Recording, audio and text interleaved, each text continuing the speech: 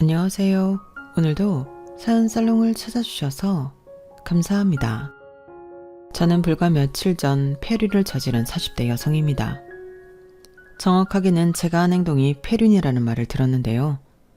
저는 제가 한 행동이 폐륜이라고 생각하진 않았어요. 폐륜은 직계존속을 모욕하는 것이라고 생각했거든요. 그런데 국어사전을 보니 폐륜이라는 것은 인간으로서 마땅히 여겨야 할 도리에 어그러진 것 또는 그 현상을 말하더라고요. 그래요. 그럼 어쩌면 전 폐륜을 저지른 것일지도 모르겠지만 그렇다고 하기엔 전 조금 억울했어요. 그리고 제게 그런 말을 한 사람은 다름 아닌 남편이었어요. 저는 남편이 제게 그런 말을 할 줄은 전혀 몰랐죠. 폐륜이라니 너무 모욕적인 말이잖아요. 그래서 오늘 사연을 보냅니다. 제가 정말 폐륜을 저지른 건지 잘 한 번만 들어봐 주세요. 남편을 처음 만난 건 제가 중학생이었을 때예요. 사실 남편이 제 친오빠의 친구거든요. 고등학교 친구요. 남편은 저희 집에 자주 놀러 왔어요. 저희 집이 엄마 아빠가 식당 일을 하셔서 집이 아주 비어 있었거든요. 남편만 올 때도 있었고 다른 친구들과 함께 올 때도 있었어요. 하지만 남편은 꼭 왔었죠. 저는 고등학생 때까지 남편을 짝사랑했어요. 왜냐하면 남편은 오빠 친구들 중에서도 제일 잘생겼고 올 때마다 과자나 초콜릿을 사오는 등 다정한 사람이었거든요. 그리고 11월 11일 빼빼로데이가 되면 어김없이 빼빼로를 제게 주었죠. 그게 누구로부터 받은 것인지 아닌지는 제게 중요하지 않았어요. 남편이 주었다는 사실이 더 중요했죠. 그리고 저와 오빠 남편 이렇게 셋이 컴퓨터 게임을 할 때도 있었어요. 그럴 때면 남편은 일부러 게임을 져주었죠. 그게 다 티가 났어요. 그래서 저는 남편이 집에 오는 날만 기다렸어요. 오빠만 집에 들어오는 날이면 서운하기도 했어요. 은근슬쩍 남편은 뭐 하는지 어디에 있는지 오늘은 왜 우리 집에 안 왔는지 오빠에게 묻기도 했죠. 티가 날 법도 한데 다행히 저희 오빠는 궁금해하질 않았어요. 그리고 제가 18살이던 해의 발렌타인데이였어요. 그때 저는 손수 만든 초콜릿을 남편에게 주었죠. 남편은 기쁘게 봤더니 그게 전부였어요. 그 어떤 말도 그 어떤 행동도 없었죠. 뭐 그럴 수밖에 없었어요. 남편은 저를 매번 친구의 동생으로만 생각하고 대했으니까요. 저는 남편의 반응을 나름 기대했어서 많이 실망했어요. 심지어 남편은 저에게 초콜릿을 받은 걸 오빠한테도 얘기하지 않은 것 같았어요. 친구들끼리 우스갯소리로 할 수도 있는데 전혀 말하지 않은 것 같았죠. 그래서 저는 완전 거절이구나 생각했고 그 이후로는 짝사랑만 했어요. 남몰래 뒤에서 남편을 좋아했죠. 그건 남편이 성인이 되어 처음 여자친구가 생겼을 때도 마찬가지였어요.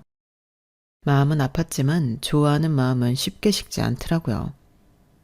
하지만 몸이 멀어지면 마음도 멀어진다고 하잖아요. 남편이 군대에 가서 저희 집에 놀러 오지 못하게 되고 그때 저희 오빠가 군대에 가서 면회조차 갈 수 없게 되면서 좋아하는 마음은 착각처럼 사그러들었어요. 그 당시 저는 이미 성인이었기 때문에 저도 저 나름대로 연애를 시작하기도 했고요. 그렇게 다시 평범한 오빠 동생 사이가 되었죠. 남편이 제대를 하고 오빠도 제대를 한 뒤에 남편은 다시 가끔 저희 집에 놀러 왔는데요. 전과는 많이 달랐어요. 오랜만에 얼굴을 봐서 반갑긴 했지만 떨리거나 그립거나 하진 않았어요. 아마 그때 저도 남편도 각자 애인이 있었기 때문이었는지도 모르겠네요. 그래서 서로 연애 상담도 해주고 연애 코치도 해주고 그랬어요. 그런 저희 부부가 어떻게 연애를 하게 되었는지 아세요? 저희가 각자 애인과 헤어진 거예요. 날짜가 이틀 사흘밖에 차이가 나지 않았어요. 남편도 저도 이별의 슬픔에서 좀처럼 벗어날 수가 없었죠. 그래서 각자 친구들과 함께 술을 왕창 마셨어요. 매일 취해서 각자의 집에 들어갔죠. 그러다 저희 오빠가 저와 남편을 한자리에 불렀어요. 헤어진 사람들끼리 서로 위로하도록 해. 서로 이야기도 들어주고, 그리고 오늘부로 깨끗하게 있는 거야. 이거 마시고 앞으로 술 안 마시는 거다. 자, 수진아. 이거 오빠 카드니까 계산하고. 그럼 난 간다. 헤어진 사람들끼리 위로주라니 저의 오빠다운 생각이었어요. 그런데 본인은 왜 자리를 피하는지 저는 그 당시에도 알 수 없었죠. 아무튼 저희는 별 대화 없이 계속 술만 마셨어요. 그러다 소주를 3병쯤 비어갔을 때 남편이 입을 열더군요. 여자친구에 대한 이야기를 했어요. 얼마나 사랑했는지 얼마나 그리운지 이야기하기도 했고요. 그리고 모두 자기 잘못이라며 자책했어요. 내가 너무 외롭게 한 걸까? 내가 너무 이기적이었나? 이런 식으로 말이에요. 그래서 저도 얘기했어요. 남자친구에 대해서, 그와 했던 연애에 대해서, 헤어짐에 대해서 얘기했죠. 그리고 저도 자책했어요. 내가 너무 귀찮게 군 걸까? 내가 너무 다그친 걸까? 이러면서요. 그러니까 제 이야기를 경청하던 남편이 뭐라고 했는지 아세요? 그게 아니야. 그게 아니야, 수진아. 네가 잘못한 게 아니야. 분명 그 남자가 그놈이 잘못한 것도 있을 거야. 그래서 울었어? 매일 울었다고? 에이, 이놈 다리를 분질러 버릴까 보다. 우리 착한 동생 눈에 눈물을 흘리게 하다니. 나도 울었냐고?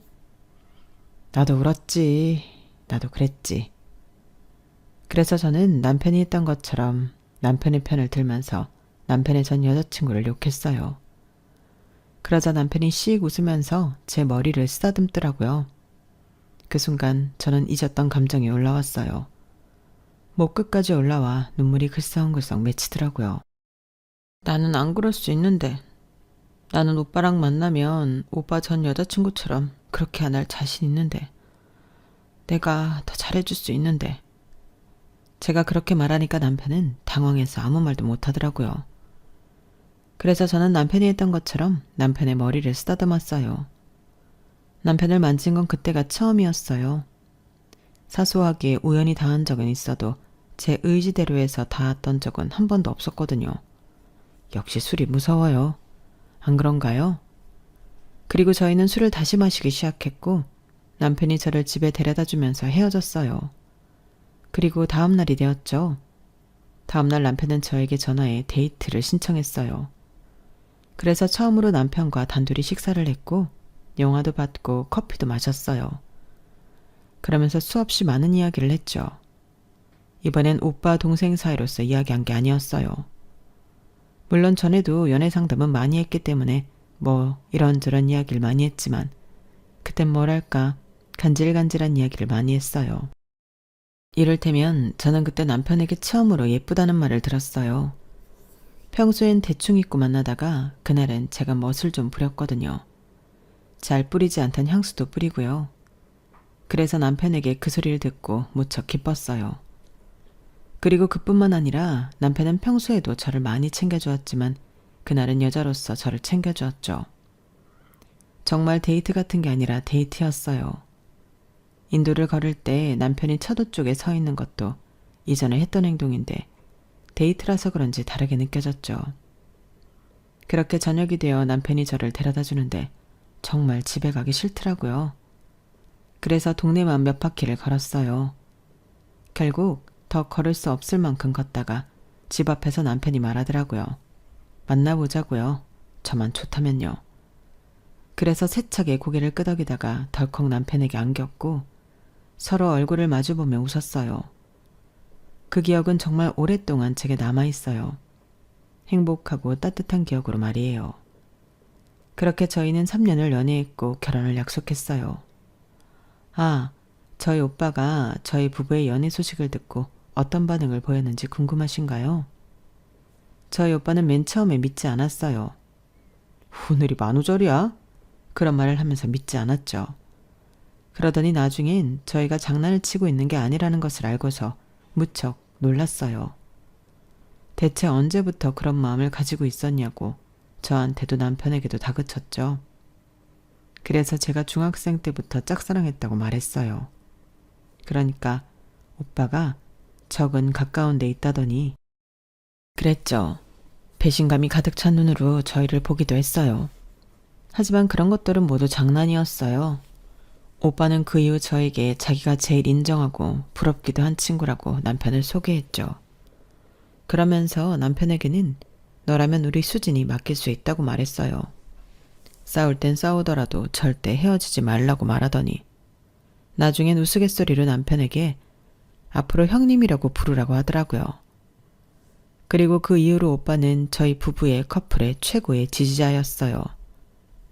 저희 커플은 오빠를 봐서라도 잘 다투지 않았고 다투더라도 큰 싸움으로 번지지 않았어요. 그리고 만에 하나 싸우더라도 중간에 있는 오빠 덕분에 잘 풀 수 있었죠. 그런 걸 생각하면 오빠한테 참 고마워요. 제가 남편과 결혼까지 할 수 있었던 건 오빠의 덕이 컸어요. 그렇게 저희는 3년을 연애했고 동해바다 앞에서 조용히 남들 모르게 프로포즈를 받고 결혼 준비를 시작했어요. 결혼을 약속했을 때 저희 나이가 저는 26, 남편은 29이었어요. 그때 저는 고등학교를 졸업하고 내내 일했던 프랜차이즈 패스트푸드점의 매니저가 된 지 얼마 되지 않았어요. 그리고 남편은 증권사에 취직되어 빠르게 승진을 하고 있었죠. 결혼을 한다면 지금이 제격이었어요. 시기가 좋았어요. 더구나 저는 오랫동안 일을 해 모아놓은 돈이 있었기 때문에 결혼을 하는 건 더더욱 문제가 되지 않았어요. 그런데 말이에요. 저희의 결혼을 반대하는 사람들이 있었어요. 예상하셨을 수도 있지만 바로 저희 시댁이에요. 그 전에 제 가족 구성원에 대해서 말씀드릴게요. 저는 이남 이녀의 둘째로 태어났어요. 위로 오빠가 하나 있고 아래로 여동생 남동생이 있어요. 저희 부모님은 오랫동안 추어탕 가게를 하셨어요. 증조 외할머니부터 내려온 가게죠. 하지만 요새 누가 3대째라고 식당에 무조건 들어오나요? 리뷰나 별점을 찾아보지. 몇 대 손인지 몇 년째 가게를 운영 중인지가 중요한가요? 맞아요. 저희 부모님 가게는 그리 장사가 잘 되진 않아요. 오시는 분들이 계속 오시는 구조랄까요? 단골은 많으세요. 그리고 골목 안쪽에 위치해 있어서 찾고 싶어도 못 찾아오시는 경우도 있어요. 하지만 지금 있는 곳이 자릿세가 싸서 엄마가 이사는 하지 않으려고 하세요. 그런 집에 애가 넷이니 누구는 무언가를 포기하고 누구는 무언가를 해야 하고 그런 일이 부지기수였죠. 엄마 말에 의하면 원래 저희 가족 계획은 오빠와 저 딱 둘이었는데 세상 일이 마음대로 되나요? 아이가 계속 생긴 거예요. 그래서 결국 막내가 태어나고 저희 아빠는 정관수술을 하셔야 했어요. 어쩔 수 없었죠. 아무튼 빠듯한 집에 아이가 넷이니 누구는 무언가를 포기하고 누구는 무언가를 해야 했는데요. 저희 오빠는 아들이고 영특해서 공부를 잘했어요. 그래서 집안에서 저희 오빠를 밀어줬죠. 그러니 당연하게 저는 학업에서 밀려났어요. 저는 그렇게 공부를 잘하진 않았거든요. 늘 보통 정도로 했죠. 그렇게 저는 여자중학교에서 상업고등학교를 나와 졸업 후 프랜차이즈 패스트푸드점에서 아르바이트를 하다가 직원이 되고 매니저가 된 케이스예요. 저는 제 삶이 안타깝긴 했지만 어쩔 수 없다고 생각했어요. 그런데 때를 쓰면 된다는 걸 늦게 알았어요. 바로 제 여동생 이야기인데요. 제 여동생은 친구 따라 고등학교를 간다며 인문계를 간다고 때를 썼어요. 정말 단식투쟁도 하고 소리를 지르면서 화내고 울고불고 난리도 아니었어요. 그래서 결국 엄마가 져서 여동생은 인문계에 갔어요. 그리고 대학교도 가고 싶다고 때를 써서 그땐 단식투쟁도 뭐도 하지 않고 토장만 부렸는데 보내주더라고요. 물론 4년제는 아니고 전문대학교였지만요. 그게 어디예요? 그래서 저는 가끔 여동생이 우리 집은 너무 남아선호 사상이야 라고 말하며 남동생을 헐뜯을 때마다 기가 차요. 그런 말은 적어도 제가 해야 한다고 생각하거든요. 저는 아무것도 누리지 못했잖아요. 저도 친구들 따라 인문계 고등학교 가고 싶었고 갈 수 있는 성적이었어요. 대학도 가고 싶었고요. 그때밖에 할 수 없는 게 있잖아요. 청춘, 저도 그걸 느껴보고 싶었어요. 하지만 때를 쓰지 않으니 엄마는 제가 당연히 돈을 벌어올 거라고 생각하더라고요. 그래서 사남매 중에 오직 저만 20살부터 돈을 벌었고 그때부터 엄마한테 생활비를 줬어요. 생활비는 외할머니가 강요했어요. 너는 돈을 버니까 너라도 엄마한테 생활비를 줘라 이렇게 말씀하셨죠. 생각해보니 그때도 저는 떼를 쓰지 않았네요. 사람이 둔한 걸까요? 가끔 저는 저를 되돌아보면 좀 바보 같기도 해요. 그래서 제가 상업계 고등학교를 나와서 제가 대학엔 발도 못 붙인 고졸이라서 시댁은 저를 반대했어요. 시댁에서는 저를 공부 못하는 꼴통이라고 생각했고 저희 집안은 애 하나 공부도 못 시키는 가난뱅이라고 생각했어요. 게다가 제 직업이 반반하지 않다고 생각하셨죠. 거의 저를 백수보다 더 하찮은 직업을 가진 사람처럼 대하셨어요. 그게 눈빛으로 손짓으로 다 티가 났고 시댁은 그런 말을 제게 하기도 했어요. 더구나 시어머니는 제게 이런 말을 했죠. 내가 우리 경준이 어떻게 키웠는지 알면 기겁하고 도망갈 텐데 어디 한번 말해줘요. 내가 우리 경준이를 어르고 달래 공부시켜서 이 동네에서 제일 좋은 중학교, 제일 좋은 고등학교, 제일 좋은 대학교에 보낸 사람이에요. 우리 경준이가 어디 대학교 나왔는지 아가씨도 알죠? 내가 얘 공부시킨다고 도시락 싸들고 쫓아다녔다고. 이게 다 무슨 소린 줄 알아요? 나 우리 경준이한테 투자했단 소리예요. 뭘 위해 투자했겠어? 우리 경준이 결혼하고 애 낳고 잘 살도록 하기 위해서 투자한 거겠죠? 그런데 아가씨, 상업계 고등학교 나와서 대학도 못 가고 지금 어디서 뭐 한다고? 내가 좀 기가 차. 지금 아가씨한테 기름 냄새 풀풀 나는 거 알아요? 그리고 그런 저급한 음식을. 아니, 어쩌다가 우리 경준이가 이런 아가씨랑 놀아놨지? 대체 어디서 어떻게 만난 거예요? 뭐? 친구 오빠였다고? 아니지. 오빠 친구? 수호. 그 멀쩡한 애한테 아가씨 같은 동생이 있었다고요? 아니 대체 수호 공부시킬 시간에 아가씨한테 뭐 했대? 하나 공부시키는 게 어렵지. 둘이고 셋이고 뭐가 어려워서. 나도 우리 경준이가 외동이지만 더 있었어도 우리 경준이만큼 해줬을 거라고. 내 말이 틀려요? 정말 웃기는 집이네. 전 그 말을 듣고 아무 말도 할 수 없었어요. 물론 조금 억울했지만요. 아니 그렇잖아요. 제가 공부를 안 하고 싶어서 안 했던 것도 아니고 집안 사정 눈치 보면서 행동했던 것뿐인데 이게 다 저의 잘못인가요? 오히려 제가 안쓰러워 보여야 하는 거 아니에요? 하지만 결국 전 울면서 시댁에서 나와 남편에게 향했어요. 남편에게 하소연을 하자 남편도 모르지 않았다는 듯이 굴더라고요. 그러면서 남편에 화를 냈어요. 가출을 했죠. 남편은 결혼한 오빠의 집에서 지냈어요. 새언니도 감사하게 남편에게 서재를 내주었죠.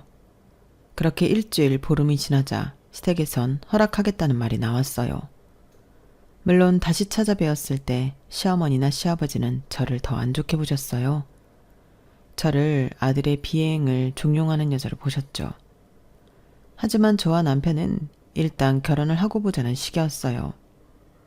결혼을 하면 순리적으로 다 해결될 거라고 믿었죠. 그래서 그런 시선도 다 괜찮았어요. 저희는 웃으면서 기쁘게 결혼을 맞이했어요. 그렇게 저는 남편과 결혼을 하게 되었어요. 하지만 저희의 예상과 다르게 결혼 생활은 그리 순탄하지 않았어요. 시댁에선 여전히 저를 한심하게 보셨어요. 시어머니와 시아버지 모두가 제가 일을 그만두길 바라셨죠. 매번 시댁에 찾아가면 그 말씀을 하셨어요. 언제까지 그 기름통에서 일할 거니? 그러면서 심지어 쪽팔린다는 말을 하기도 했죠. 그리고 매번 시부모님에게 그만하라고 하기도 지친 남편이 저에게 일을 그만두는 게 어떠냐고 말한 적이 있었어요. 자기 월급으로도 충분하지 않냐고요. 사실 맞아요. 그 당시에도 지금도 남편의 월급으로 충분히 먹고 살 수 있어요. 아이가 생겨도 문제는 없었죠. 하지만 저는 제 손으로 돈을 벌고 싶었어요. 남편에게만 의지하고 싶지 않았죠. 꼭 그렇게 되면 제가 고졸이어서 대학을 나오지 못해서 그런 선택을 한 것 같이 느껴졌어요. 그래서 더 싫었죠. 제가 그렇게 말하자 남편은 알겠다고는 했지만 좀 싫은 눈치였어요. 왜냐하면 제가 일을 그만두지 않은 한 시부모님은 계속 그런 말을 할 테니까요.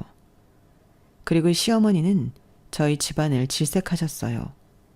저희 시댁엔 제사가 없는데 저희 집엔 제사가 있거든요. 1년에 6번 제사를 지내요. 그래서 1년에 최소 6번은 저희 집까지 2시간 거리를 운전을 하고 가는데 그게 싫으신 거예요. 그리고 남편이 장보고 음식하는 것도 아닌데 그냥 남편은 다 차려진 제사상에 절만 몇 번 하는 것뿐인데 그것도 싫으신 거예요. 아니, 남편이 딸이면 저도 이해해요. 저도 저희 새언니 안쓰럽고 제 남동생이 아직도 장가를 못 가는데 저희 제사가 한몫한다고 생각해요. 하지만 저희 남편은 남자잖아요. 저희 집, 저희 남편한테 음식하라는 소리 안 해요. 나르라고도 안 해요. 남편은 정말 차려진 제사상에 몇 번 절하고 저희 아빠랑 술 한잔하고 알딸딸하게 취해서 잠만 자요. 본인도 별로 힘든 것 같지도 않고요.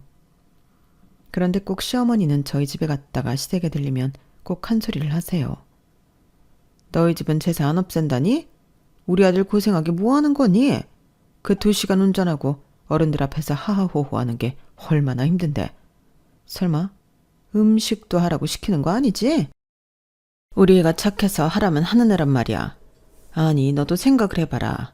내가 곱게 키운 아들 거기서 고생하는 걸 생각하면 속이 안 뒤집히겠니? 너희 집은 종갓집도 아닌데 뭔 그렇게 제사가 많다니? 참 생각 없고 고생스러운 집이다. 앞으로 우리 애 데려가지 마. 정말 시어머니의 아들 사랑은 가관이에요. 하지만 제사는 나름 미안한 마음도 있어서 그럴 땐 시댁에 가면 군소리 없이 하라는 걸 하긴 했어요.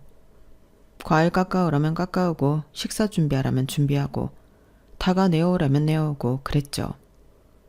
뭐 그래도 저희 시부모님은 여전히 저를 탐탁치 않게 생각했지만요. 그리고 그래서 그런지 시부모님은 저를 가족 잔치에 데려가질 않았어요. 예를 들면 사촌 누구 결혼식이나 돌잔치 이런 행사 말이에요. 그래서 서운한 마음에 친구들에게 말하니 친구들은 그런 좋은 시댁이 어디 있냐고 속없이 그런 말을 하더라고요. 저희 시댁이 저를 배려하는 거 아니냐면서요. 하지만 그럴 리가 있나요? 저는 처음부터 알았어요. 저희 남편에게 저는 두고 오라고 재차 말하는 시부모님을 보면서 저는 알았어요. 제가 쪽팔려서 시부모님은 저를 가족 행사에 데려가지 않을 거란 사실을요. 그리고 그건 2년 전 시이모 칠순잔치 때 정확히 알 수 있었죠. 2년 전 시이모 칠순잔치가 있었어요. 그때도 시어머니는 저에게 시이모 칠순잔치가 이번 주에 있다는 말 하지 않았죠. 하지만 언제나 그렇듯 남편은 제게 말했고 저는 이번엔 가겠다고 말했어요. 그러자 시어머니와 시아버지는 극구 말리셨어요. 제가 그때 시이모 칠순잔치에 가려면 일을 빼야 했어요. 그날 근무를 해야 했어서요. 시어머니는 그걸 알고 옳았구나. 네가 좋아하는 일이나 하라고 말했죠. 시아버지도 그러셨고요. 그래서 저는 그 자리에서 사장님께 전화해 일을 뺐어요. 그리고 행사에 참여했죠. 결혼을 하고 처음으로 시댁 행사에 가본 거였어요. 저희 남편 차를 타고 이동했는데 시부모님이 불편한 기색을 여실히 드러내고 있었죠. 그래서 일부러 사근사근하게 시부모님을 대했어요. 시부모님의 반응이 떨떠름해도 무시했죠. 그리고 연 회장 앞에서 차를 정차하고 남편을 제외한 3사람이 내렸는데 시어머니가 그제서 제 옷을 보시고 한 소리 하시는 거예요. 너는 식구들 다 모이는 자리에서 이 옷이 뭐냐? 최소한 샤넬은 입어야지. 샤넬이 없어? 아니, 어떻게 샤넬이 없니? 사람이 장소에 맞게 옷을 입어야지. 이 옷 브랜드이긴 한 거니? 어디 시장에서 사 입은 거 아니야? 내가 진짜 이런 것까지 신경 써야 하니?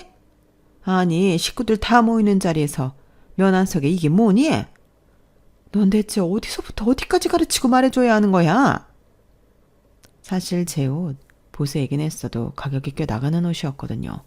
단정하기도 하고요. 그런데 샤넬을 들먹이며 말씀하시니 초라해지더라고요. 저도 제 나름대로 신경 쓴 건데 속상하기도 하고요. 그래서 남편이 오기 전까지 신나게 혼났어요. 그리고 시어머니는 연회장에 들어가기 전에 저를 슬쩍 부르셨어요. 창피하고 부끄러우니까 우리한테 멀리 떨어져 있어. 그리고 무식해 보이니까 말은 최대한 아끼고. 어디서 무슨 일 하냐고 묻거든 그냥 없다고 집에서 논다고 해라. 그리고 저기 현금 인출기 가서 돈 200만 원만 뽑아와. 꼭 네 통장으로. 우리 아들 통장 말고. 우리 아들은 할 필요 없고 너만 하면 된다. 어디 돈 좀 번다더니 한번 보자. 알겠니? 결국 저는 제 통장에서 현금 200만 원을 인출해 시이모님께 드렸어요. 시이모님은 좋아하시면서 저를 보고 누구냐고 하시더라고요. 그래서 당황했어요. 치매가 있으신 건가 싶었는데 정말 저를 기억하지 못하는 거더라고요. 하기사 결혼하고 15년 만에 시댁 잔치에 간 거니 기억하지 못할 만도 하죠. 이상한 일도 아니죠. 전 좀 씁쓸하더라고요. 그리고 저도 시댁 식구들이 누구인지 모르겠더군요. 참, 이게 무슨 상황인지. 초대받지 않은 손님이 된 기분이었어요. 그리고 저에게 누군가 하는 일이 뭔지 물어봤는데 저는 저도 모르게 당황한 거예요. 그래서 저기서 시어머니가 달려와 며느리는 아들이 잘 벌어서 집에서 논다고 말했어요. 그러면서 애는 참 복받은 애라고 그러더군요. 그런 뒤에 저는 연회장 저 끝으로 밀려가 조카들 사이에 앉아 아무 말 없이 식사만 하고 왔어요. 정말 비참하죠. 저는 속으로 이런 생각을 하면 안 되지만 차라리 남편이 고아인 게 낫지 않을까 생각했네요. 저희 시댁은 그 정도로 저를 인정하고 있지 않아요.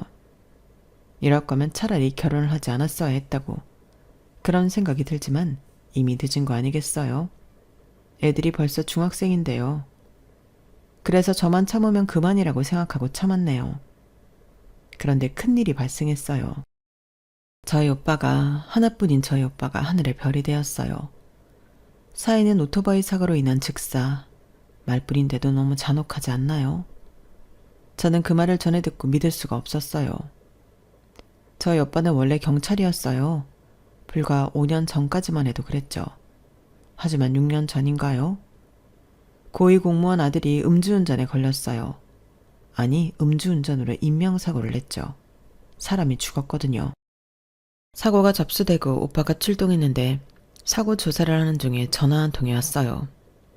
사고자의 아버지인 사람이었고 전화로 간단히 몇 천만 원을 줄 테니 사건 종료시키라는 말을 했어요. 저희 오빠는 그 전화를 받고 그냥 끊었어요. 그리고 한 통 더 전화가 왔는데 완전히 무시했죠. 그래서 결국 사고자는 징역형을 받았어요. 그런데 문제는 그 다음이에요. 그 후 오빠는 직장 내 왕따를 당했고 업무 평가를 한 번도 낮게 받은 적이 없는데 팀 내 최하위였죠. 오빠는 그 변화와 결과를 보고 청탁을 거절했기 때문에 본인에게 이런 일이 생겼다는 것을 예측했어요. 오빠는 무척 혼란스러웠어요. 이런 일은 처음이었거든요. 청탁을 받은 일이야 있긴 했지만 거절했다고 이런 후폭풍이 온 적은 없었어요. 오빠는 청렴을 추구해야 하는 경찰이 이래도 되냐고 사장에게가 화풀이도 하고 동료들에게 대체 왜 이러냐고 호소도 해봤어요. 하지만 달라지는 건 없었죠. 모두 오빠를 안타까워하면서 무시하고 혹은 어리석다고 생각하는 사람들도 있었죠. 사실 오빠는 인간관계를 굉장히 중시하고 좋아하는 사람이어서 엉망이 된 업무평가보다도 관계가 망가진 게 더 힘들었을 거예요. 새언니 말로는 오빠가 잘 마시지도 않던 술을 자꾸 찾았다고 해요. 매일 술을 마시고 마시지 않으면 잠을 못 잤어요. 그리고 잠을 자더라도 자주 깨고 화장실에서 냉장고 앞에서 멍하니 있기도 했어요. 그러다 결국 새언니의 도움으로 오빠는 사표를 썼어요. 그리고 친한 친구의 치킨집을 인수했죠. 그게 5년 전 일이네요. 그때 오빠가 치킨집을 인수했을 때 제가 화분도 2개나 사다 주고 했는데 이젠 꿈 같네요. 오빠는 배달을 하다 무리하게 차선을 바꾸는 차량에 치여서 가드레일을 온몸으로 받고 그 자리에서 사망했어요. 뼈라는 뼈가 다 부서져 있었죠. 새언니는 오빠의 시체를 보고 오열했어요. 얼굴을 알아보지 못하겠더군요. 그리고 오빠에겐 꽃같은 2딸, 올해로 20살 고등학교 2학년이 된 2딸이 있어요. 제 조카도 오빠의 마지막 모습을 보고 울다가 둘째는 실신했네요. 아마 오빠는 쉽게 눈을 감지 못했을 거예요. 그걸 생각하면 마음이 참 아파요. 그리고 오빠의 친한 친구인 저희 남편도 오빠의 죽음을 믿을 수 없어 했어요. 저 없는 곳에서 많이 울었는지 눈이 시뻘개져서는 아무 말도 안 하더라고요. 제 앞에서는 참더라고요. 그리고 묵묵히 저희 가족을 지켜주더라고요. 그리고 첫째 날 늦은 저녁, 조문객이 거의 나가고 남편과 늦은 저녁을 먹었어요. 그러면서 소주 한 잔을 했어요. 남편이 많이 피곤하지 하면서 소주를 건네더라고요. 저도 너무 슬프고 피곤해서 한 잔 마셨어요. 한 잔, 두 잔 마시면서 저희 부부는 오빠를 추억했어요. 우리 만난다고 했을 때 수호가 나 때린 거 사실 진짜 아팠다. 그 자식이 진심으로 때리더라고. 그래도 자기 동생이라고. 당신은 모르겠지만 엄청 배신감 들었다고 나한테 술 취해서 말한 적도 있어. 내가 자기 동생 도둑질했다면서. 수호가 당신 엄청 아꼈어. 결혼식 때 축사하면서도 울었잖아. 다 걔 우는 거 처음 봤다. 당신은 본 적 있어? 저도 그때가 마지막이었어요. 오빠가 우는 거 말이에요. 그 생각에 제가 울자 남편이 휴지를 건네줬어요. 수호가 당신을 아끼기도 했지만 무척 미안해한 것도 알아? 자기가 첫째고 아들이라 다 자기만 챙기고 서포트해줘서 자기는 경찰도 되고 그랬다고. 당신이 지금 하는 일 하는 거 자랑스럽고 대견하면서도 미안해했어. 그래서 당신이 우리 집에서 겪은 수모, 수호도 알고 나 무척 미워했다. 너한테 시집 보내는 게 아니었다면서. 내가 중간 역할 못한 거라면서. 사실 다 맞지. 내가 당신을 못 지킨 게 맞지. 그때 순순히 인정하고 미안했다고 했어야 했는데 그때 자존심이 상해서 욱했거든. 그게 지금 생각나네, 미안하게. 생각해보면 걘 우리한테 늘 든든한 지원군이었어. 그렇지. 참, 그렇게 생각하니까 공허하네. 그지? 맞아요. 오빠는 늘 저희 부부의 든든한 지원군이다 지지자였어요. 남편이 말하니 그때가 생각나네요. 저희 결혼식 때 오빠에게 축사를 부탁했어요. 부끄러워하더니 A4를 꽉 채워왔더라고요. 그리고 한자 한자 읊는데 저는 이미 눈물이 나서 화장이 다 지워졌고 남편도 글썽였죠. 우는 하객들도 있었어요. 그때 오빠에 대한 고마움은 무엇과도 비교할 수 없어요. 너무 고마웠어요. 그런데 그걸 전했었나? 기억이 안 나더라고요. 그리고 저는 몰랐어요. 오빠가 저한테 늘 미안함을 가지고 있다는 걸요. 그냥 오빠가 우리 가족에 대해 어떤 생각을 갖고 있는지 몰랐어요. 이제 알게 되어서 얼마나 미안하고 속상하던지 눈물이 계속 나더라고요. 그렇게 밤새도록 남편과 오빠를 추억했어요. 그리고 저는 옆에서 이런 이야기를 해주고 들어주는 남편이 고마웠어요. 남편이 없었다면 그때를 버티기 힘들었을 거예요. 그리고 다음 날이 되었어요. 오후쯤 되어서 시부모님이 오셨어요. 그런데 시어머니가 하얀 블라우스를 입고 오셨더라고요. 샤넬 로고가 박힌 블라우스요. 어디를 다녀오셨나 싶어서 물어보니 집에서 왔대요. 요새 그런 게 무슨 의미가 있니? 와준 게 고마운 거 아니야? 그것도 그래서 일단 조문을 받았어요. 그런데 저를 안 하시고 곧전 돈 본투를 넣으셨어요. 그러면서 저희가 시부모님이 절하기를 기다리고 있는데 시어머니가 호호 웃었어요. 저희가 교회를 다녀서요. 절은 안 해요. 무릎도 요새 안 좋고. 그래서 분위기가 싸해졌는데 남편이 시부모님을 데리고 식사 자리로 갔어요. 저도 그래서 따라갔죠. 그런데 시어머니가 남편이 안내한 자리가 아니라 긴 테이블 앞에서 술을 세어보더라고요. 하나, 둘, 셋 이렇게요. 그러더니 거기에 앉으시겠대요. 시간이 손님이 몰릴 시간도 아니고 그래서 거기에 앉도록 했어요. 그리고 식사를 준비해주는 종업원이 왔는데 시어머니가 12개를 준비해달라고 하는 거예요. 어머니 왜 12개예요? 놀란 종업원 옆에서 제가 모른 이 시어머니는 손님이 더 온다는 거예요. 그리고 10분도 지나지 않아 등산복을 입은 사람들이 우르르 들이닥쳤어요. 제가 저분들은 누구냐고 물었어요. 아니, 내가 등산 모임 회장이잖아. 그런데 내가 요새 무릎이 안 좋아서 등산을 못 가졌니? 그래서 미안해서 식사나 대접하려고 했는데 딱 이 근처 산에서 오늘 등산한다지 뭐니. 괜찮지? 여기 다들 잘 타고 내려왔어? 시어머니 말이 끝나자마자 등산복을 입은 사람들이 저에게 반갑게 인사를 했어요. 시어머니는 저를 며느리라고 소개하고 사람들을 자리에 앉혔죠. 아가, 술이랑 물 좀 가지고 올래? 이왕이면 시원한 걸로. 그래서 제가 여기 상갓집이라고 혹시 모르시는 거냐고 했는데 시어머니가 냉장고 앞에서 오빠 영정사진을 향해 턱짓을 했어요. 내가 그걸 왜 몰라? 방금 주문도 했잖아. 그리고 네가 이럴 때 아니면 언제 나한테 도움이 되겠니? 그러면서 술과 물을 가지고 알록달록한 사람들 쪽으로 가는 거예요. 보니까 시아버지도 옳았구나 하하 웃으며 술을 마시고 계셨어요. 그리고 새언니가 제게 다가왔죠. 박 인상을 쓴 채로 저에게 봉투를 주는 거예요. 거의 던지듯이요. 봉투는 시어머니가 조이한 봉투였어요. 시부모님 이름이 적혀 있었죠. 제가 이걸 왜 꺼내왔냐고 새언니를 쳐다봤어요. 그런데 새언니가 무척 화가 난 표정을 지었어요. 이거 빈 봉투야. 봐봐. 빈 봉투라고. 내가 정말 어이가 없어서. 대체 아가씨를 뭘로 보길래, 아니 우리 집안 사람들을 뭘로 보길래 저러는 거야? 지금 저 회식 자리는 뭐고? 아가씨, 지금 나랑 장난해? 지금 여기 아가씨 오빠 장례식이야.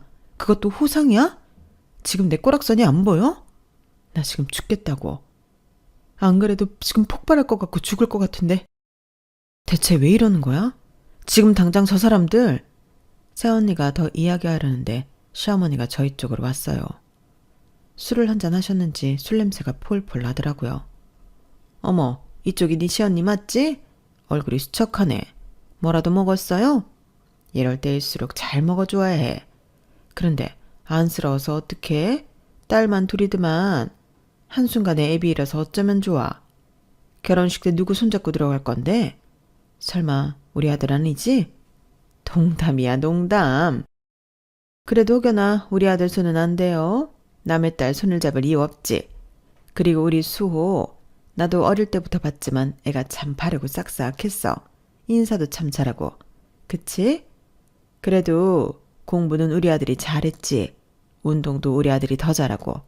수호가 옆에서 힘들었을 거야. 그래도 잠깐이나마 족복상 우리 아들보다 높은 사유리여서 좋았으려나? 난 정말 자존심 상했는데.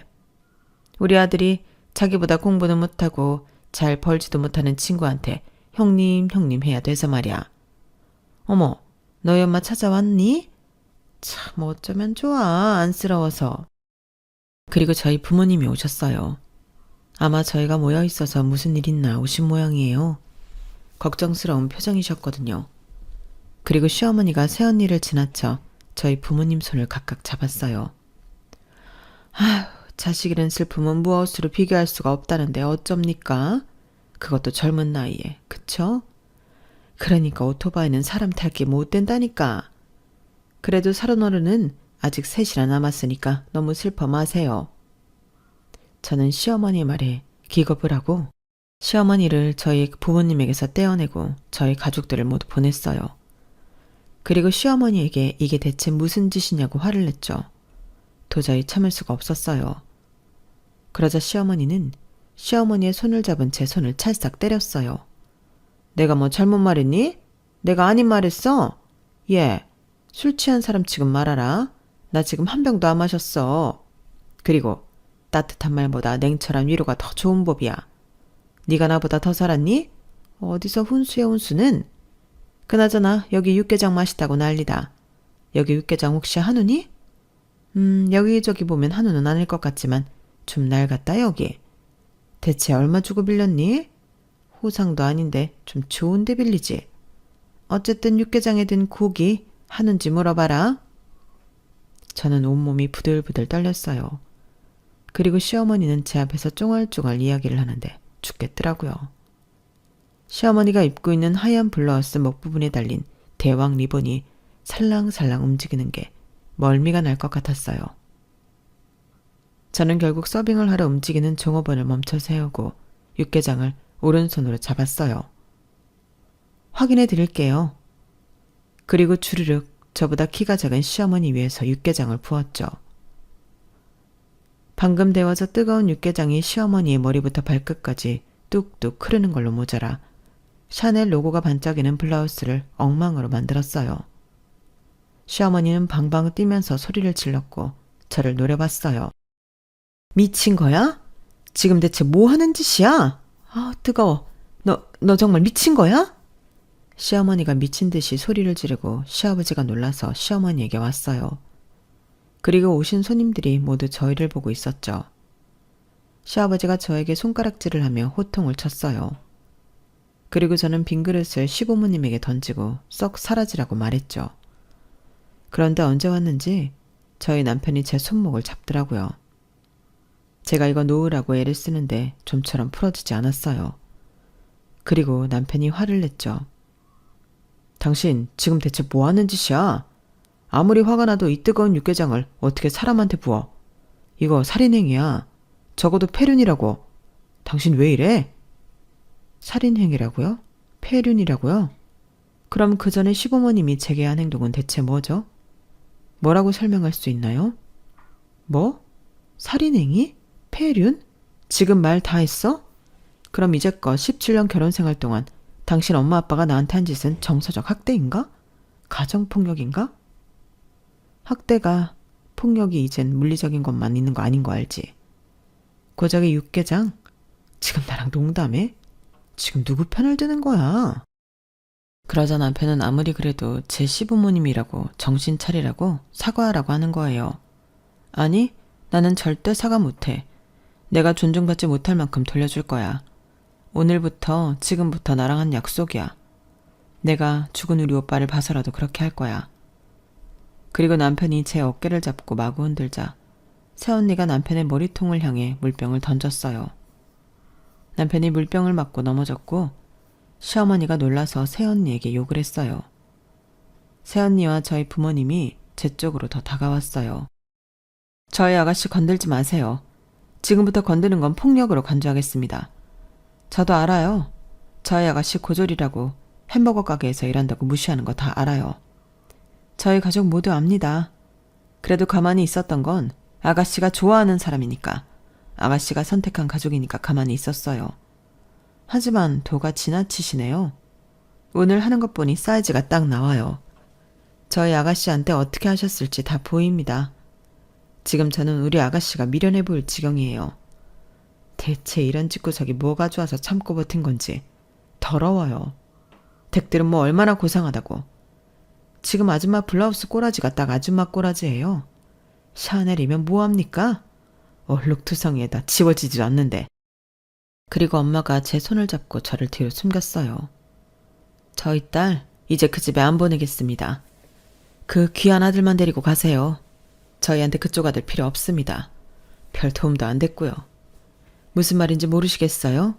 이혼시키겠다는 소리입니다. 그러자 시어머니가 고래고래 소리를 질렀어요. 그리고 결국 남편이 흥분한 시어머니와 시아버지를 데리고 식장 밖으로 나갔죠. 그런데 웃긴 건 그 이후로 남편이 다시 장례식장으로 그리고 집으로도 돌아오지 않았다는 거예요. 저희 부부는 처음으로 별거를 했어요. 저는 이대로 이혼하는 게 아닌가 싶기도 했어요. 하지만 애들을 봐서라도 그건 맞고 싶어서 계속 연락을 취했죠. 일주일이 지나서야 남편은 연락이 됐어요. 남편은 여전히 제 행동을 폐륜이라고 하더군요. 그래서 일단 사과했습니다. 화가 치밀어 충동적으로 한 행동은 맞으니까요. 그리고 저는 오목조목 제가 당한 수모를 말했어요. 그러자 남편은 말이 없더군요. 그래서 저도 사과를 받고 싶다고 말했어요. 그러자 남편은 자리를 만들겠다고 했죠. 하지만 자리가 만들어지자 시어머니는 덜컥 화를 냈어요. 그 블라우스가 도대체 얼마짜리인 줄은 아니? 이제 다시 구하기도 어려운 디자인이라고. 그리고 내 지인들 앞에서는 나를 욕보였다.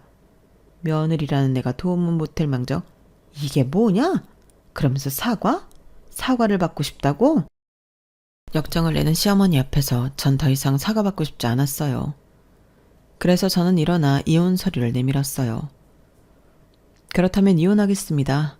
저는 도저히 어머니랑 가족관계 못하겠습니다. 제 애들을 봐서라도 이혼은 참고 싶었는데 안 되겠네요. 지금 당장 찍어. 그러자 시어머니는 뒷목을 잡고 쓰러졌고 남편은 어쩔 줄 몰라 했어요. 저는 잠자코 기다리다 서류 작성되면 연락달라는 말을 남기고 자리를 나섰어요. 그러자 남편이 뒤쫓아 오더군요. 미안하다고 했어요. 그러니 이혼만은 말아달라고요. 애들을 봐서라도 참아달라고요. 그래서 저는 너희 부모 버리고 오면 받아주겠다고 했어요. 저는 도저히 이대로 못 산다고요.